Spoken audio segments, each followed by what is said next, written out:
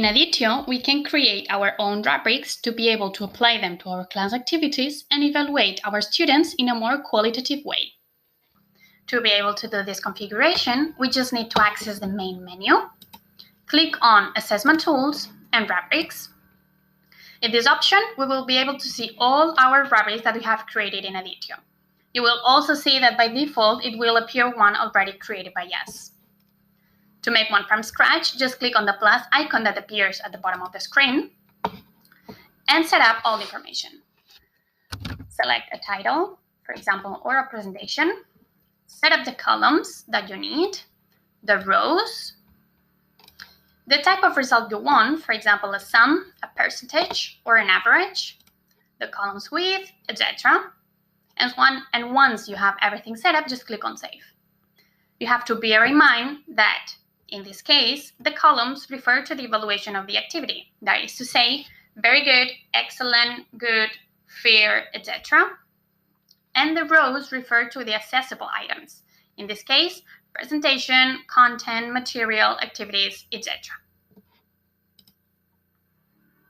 Once configured the rubric, we just have to fill in the items. In this case, in each box we have to enter the text we will use to assess the students, as well as the aspect to be assessed in each row and the degree of learning in each column.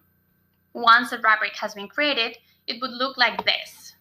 In this case, you can see that we have divided the columns into excellent, good level, acceptable, and poor, from a higher grade to a lower one, and we have divided the rows into content, structure, organization, materials, and team.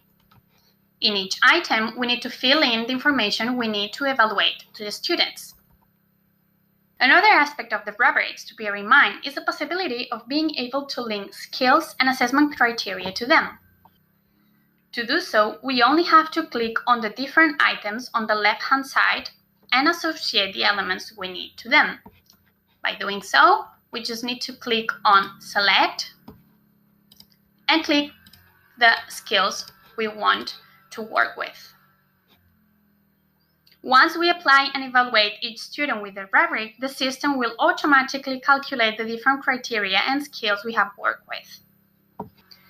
Remember that in order to do this, you must have the skills and the evaluation criteria activated in the group. Once we have created the rubric, we only need to access the class group again where we want to work with it, create a new column, and choose the rubric tab as a type of mark. You will see that a list of all the rubrics will appear. You just need to click the one that you need to assess in this activity.